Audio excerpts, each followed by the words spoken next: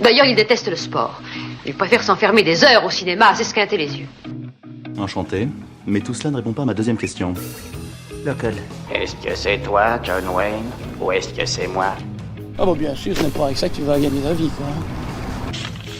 Me voilà. Et maintenant, tu vas m'écouter tranquillement. Et si on faisait un top ultime du cinéma? C'est le projet dans lequel je me suis lancé déjà depuis près de 6 épisodes. Et aujourd'hui, 7ème salve de 5 films que je classe, tout ça dans l'objectif d'avoir LE top ultime du cinéma. Et cette semaine, nous avons le droit à des quintuplés, un anneau pas super sympa, une moitié de nombre, du vide vert et les explosions. Jeune homme, t'as une petite culotte sur la tête. Ta gueule et démarre, l'ancien. Tête à droite. J'ai fait sa connaissance à la tôle municipale du Tiblet de Tempe en Arizona. C'est une petite fleur. Un jour que j'oublierai jamais. Ah oui. Et comment que c'est oui? Ok, alors? Mes années de hors-la-loi étaient derrière moi, et devant moi, j'avais mes années de papa. Mais la biologie s'acharnait à nous priver d'un mtio. Écoute bien, tu repars là-bas et tu ramènes un chiot. Je veux un bébé, eux, ils en ont plus qu'il leur en faut. Sur le moment, le plan de Ed paraissait être la solution de tous nos problèmes. Achai, un pénitent cambrioleur de supermarché, passe beaucoup de temps dans la prison de Tempe en Arizona. Il y rencontre un jour Ed, charmante femme policier dont il tombe éperdument amoureux. Terminé les braquages, il se marie et part pour l'usine qui ressemble somme toute à la prison. Achai et Ed voudraient un enfant, mais Ed est stérile. Or, un jour, des quintuplés font la une de la presse locale. Achai et Ed décident d'en voler un sur 5. Cela ne se verra pas trop. Alors, déjà, il faut dire que les frères Coen sont pour moi de ces réalisateurs atypiques arrivant à faire un jeu sur du grand écran. C'est-à-dire que c'est toujours des films légers se rapprochant de l'absurde et avec quelques idées de slapstick. Pour ceux qui ne connaissent pas vraiment le slapstick, regardez Charlie Chaplin, c'est du slapstick constant. Et en même temps, ils arrivent toujours à mixer cette douceur avec une gravité et un propos toujours plus important qu'on ne le pense. Et sincèrement, ça donne le droit à de véritables grands films. Alors, pour le mieux montrer ce que ça peut être, moi je vais penser à O Brother, qui est vraiment un espèce de western sympathique à la Lucky Luke, machin, etc., mais qui va quand même parler de la quête de Ulysse dans l'Odyssée, qui est quelque chose de beaucoup plus dramatique et qu'on peut voir par exemple dans 3. Voilà un petit peu l'idée autour de ça, c'est mixer de la douceur avec quelque chose de toujours beaucoup plus grand. Du coup, avec ce film, est-ce que c'est un grand film du duo ?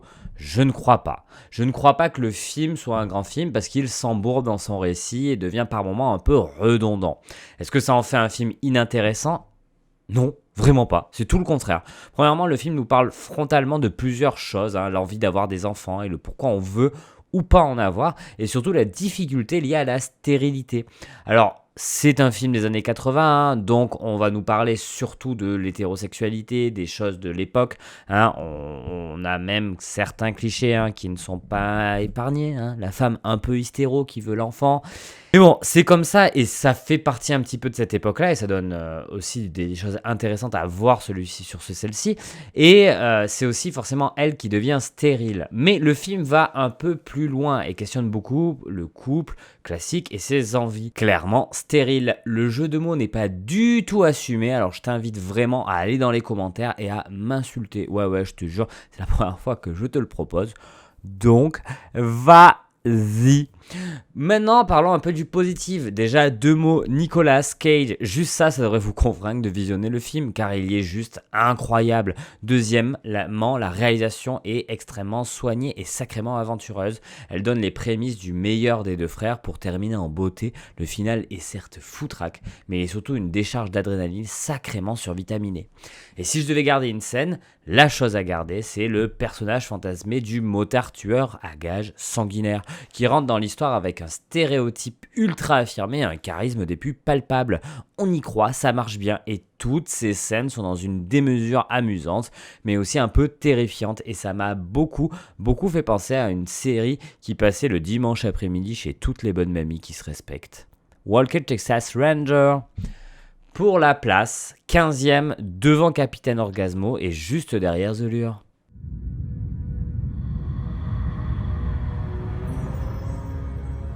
La légende parle de Sauron, le seigneur des ténèbres, et de l'anneau, qui lui conférerait le pouvoir d'asservir le monde. Il a été perdu depuis des siècles. Il vient d'être retrouvé. Est-il caché? Est-il en sûreté? Voici l'anneau unique. Pour le deuxième film, on va s'attaquer au Seigneur des Anneaux, la communauté de l'anneau, sorti en 2001 de Monsieur Peter Jackson. Le jeune hobbit Frodon Sake hérite d'un anneau. Il s'agit de l'anneau unique, instrument de pouvoir absolu qui permettrait à Sauron de régner sur la terre du milieu et de réduire en esclaves ses peuples. À moins que Frodon et ses fidèles compagnons ne parviennent à emporter l'anneau jusqu'en Mordor, lieu où il a été forgé, et à le détruire pour toujours. Tout le monde connaît le Seigneur des Anneaux. Certains l'ont vu, d'autres non, certains sont devenus fans, d'autres anti. Ce qui est sûr, c'est que cette trilogie ne laisse personne dans l'indifférence. Pour ma part, j'ai découvert un réalisateur qui me fascine, Peter Jackson, jeune néo-zélandais qui passa du trash des Feebles à l'horreur de Branded pour finir avec le grandiose de la plus grande saga de fantasy de l'histoire. Oui, car pour moi, Le Seigneur des Anneaux est la plus grande saga de fantasy de l'histoire. Je ne vois rien de mieux que ça. Une chose reliera toujours son cinéma, c'est l'envie de faire découvrir la Nouvelle-Zélande aux autres par l'utilisation de magnifiques décors. Bon, et du coup, j'imagine que la question que tu te poses, c'est « Est-ce mon Seigneur des Anneaux préféré ?» Et je vais te répondre sans te répondre. Tu auras la réponse quand les 3 seront dans le top, parce qu'un jour, les 3 seront dans le top. Ce que je peux te dire, c'est que développer un univers aussi immense, avec autant de beauté visuelle et de rebondissements scénaristiques, sans jamais, au grand jamais, perdre son spectateur, c'est très, très, très fort. Et ça ne donne que plus envie de découvrir la suite du travail de Peter Jackson. Il y a aussi un problème, ma difficulté immense à dissocier les 3 films, qui pour moi sont plus proches d'un bloc uniforme que de 3 films séparés. Du coup, c'est assez difficile de te dire lequel sera vraiment devant. Pour l'instant, je n'ai pas encore répondu à cette question. Par contre, une chose est sûre, c'est que La Communauté de l'Anneau, c'est sûrement le film le plus personnel des 3 de Peter Jackson. Et même on peut dire des 6, mais le Hobbit, ils sont tous moins bien que Le Seigneur des Anneaux. On est tous d'accord. Dans l'idée où c'est celui où il a peut-être pu insuffler le plus son style avec un petit peu de l'horreur, avec des déformations de certains plans, des utilisations de focales un petit peu différentes. Je veux dire, à l'origine, Peter Jackson, ça ressemble un petit peu beaucoup quand même au Sam Raimi néo-zélandais. Et ça se ressent beaucoup moins quand il fait des films comme King Kong ou quand il fait les 2 Seigneur des Anneaux suivants. Donc s'il y a une scène à garder, il y aura donc 3 choses à garder différentes dans cette saga. Et la chose du premier est sûrement la musique. Oui, je fais un truc un peu global que je trouve vraiment enivrante, intemporelle et qui est encore pour moi une des plus grandes bandes-son du cinéma. Pour la place, je vous calme tout de suite Les Femmes Ultra Hardcore, il ne sera pas premier. Par contre, il a vraiment une belle place puisque je vais le positionner 3e, juste devant Le Men d'Alex Garland, mais juste derrière L'Unforgiven de Clint Eastwood. Bonsoir à tous, je m'excuse d'être en retard. Ouais. Bonsoir, commandateur. Guido, où es-tu? Je suis là. Viens t'asseoir ici. Non, je préfère rester où je suis. Bonsoir, chère madame. C'est bien que vous soyez venu nous aider. Allons-y, commençons. Oui, tout de suite, commandateur. Vous savez, pour nous libérer la salle, ils ont fait sauter le documentaire. Envoyez! Mon petit, il va falloir te décider. Et si on parlait d'un film de cinéma italien de 1963, sorti avec Federico Fellini en réalisateur, 8,5.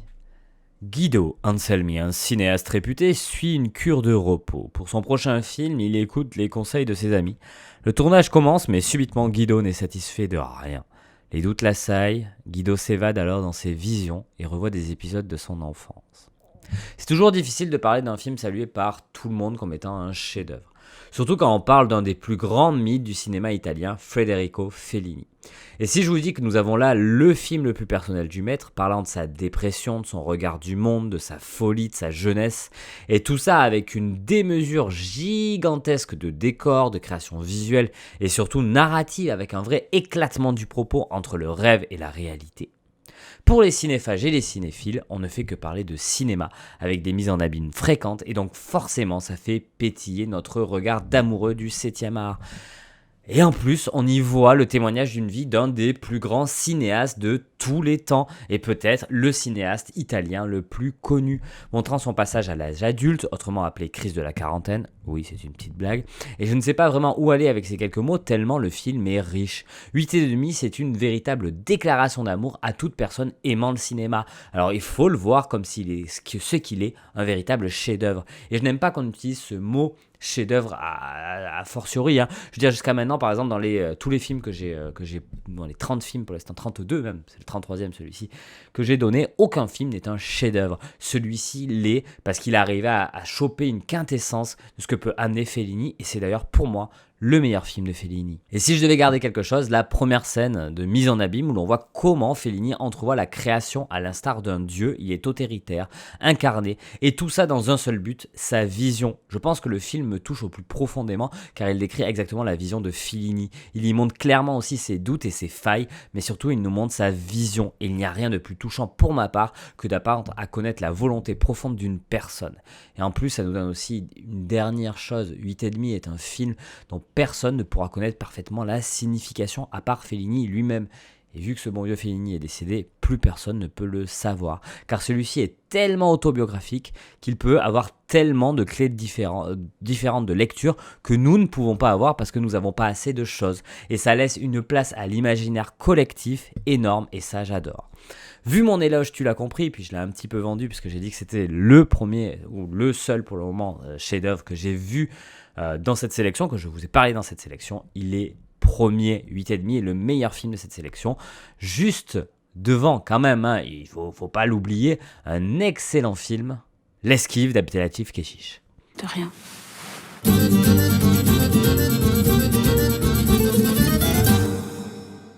Toi, j'ai acheté des poubelles avec des couleurs différentes. Pour faire le tri, c'est plus facile, non? Puis tu sais, j'ai pris des ampoules qui consomment moins aussi. C'est bien, non? Quatrième film de cette sélection, et on va descendre en qualité direct. Là, on est très loin, très très loin du chef-d'œuvre. Je vais vous parler de La Croisade de Louis Garrel, sorti en 2021. Abel, Marianne et leur fils Joseph, âgé de 13 ans, vivent à Paris. Leur vie quotidienne est bouleversée quand Abel et Marianne découvrent que Joseph a secrètement vendu des objets de valeur afin de financer un mystérieux projet écologique que lui et ses amis ont en Afrique.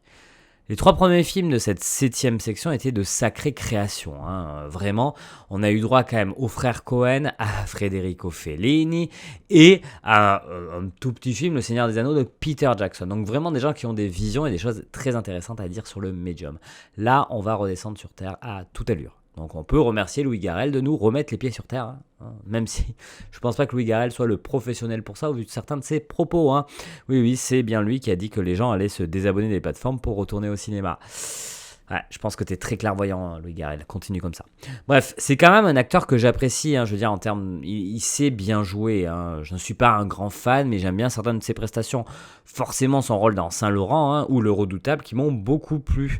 Donc quand celui-ci décide de se lancer dans la réalisation, je suis quand même un peu intéressé, même si je loupe le premier, que je ne vois pas. Par contre, je découvre le second, L'Homme fidèle, que je trouve certes vraiment bourgeois, hein, dans l'idée où je pense que c'est pour un cercle de personnes extrêmement restreinte que le film est créé, mais clairement pas affreux. Et là vient La Croisade, et malheureusement je le loupe en réalité au cinéma, et je le découvre par Canal+, et ça vient nous mettre de manière plus creusée encore tout le problème de son précédent film. Le film ne comprend rien à ses enjeux. Il veut parler d'écologie et de lutte de classe, d'âge, hein, mais de lutte de classe en général. Je veux dire, il y a quand même une légère lutte de classe, mais c'est plus sur les âges, sur les mentalités, etc. Mais le fait avec une telle suffisance que nous ne pouvons jamais croire au film. Je pense forcément que le récit ne m'est pas du tout adressé, hein, et saura peut-être conquérir certaines personnes, mais clairement Louis Garrel donne du vent à regarder. Je ne déconne pas, je pense qu'il nous donne du vent à regarder. Hein. Il ne sait pas de quoi il parle, il ne le comprend pas, il essaie de nous parler de sa famille en nous montrant en plus sa femme. Et puis franchement, c'est tellement triste comme film, c'est vraiment très très triste parce qu'on se fait chier devant, vraiment, hein, c'est long en plus. Et ça va parler peut-être à une élite de bobos parisiennes un peu gauchistes. Et je suis quelqu'un d'un peu gauchiste, hein. Je dis ça dans l'idée un peu, ces personnes qui sont dans leur sphère et dans une certaine bulle, qui ne voient pas exactement ce qui se passe dans le monde extérieur. Et ça fait très suffisant de dire ça, mais c'est pas exactement ça que je veux dire. Mais regardez le film et vous comprendrez peut-être ce que je veux dire. Le film est vraiment en dehors peut-être de toute réalité. Et pourtant, je pense qu'il veut vraiment faire un film qui se veut un petit peu réaliste. Et puis bon, il faut le dire, les enfants sont vraiment un peu aux fraises niveau jeu. Voilà, et puis on a quand même la justification de la différence d'âge dans une relation quasi pédophile. Alors oui, pour une fois, c'est la fille qui est plus âgée, hein. Mais bon, bref, c'est quand même un peu compliqué la croisade, hein. C'est vraiment pas ma tasse de thé. Si je devais garder une scène, c'est la scène de découverte du projet dans le bois de Boulogne qui montre clairement tous les problèmes du film mais qui est tellement bancale qu'elle en devient un peu drôle, hein. Et là on se moque, mais clairement, si on se moque du film, on rigole pas pour lui. Du coup, le film est 29e, juste derrière Thor, et juste devant Vendredi 13. Ouais, je te l'avais dit, c'est pas foufou.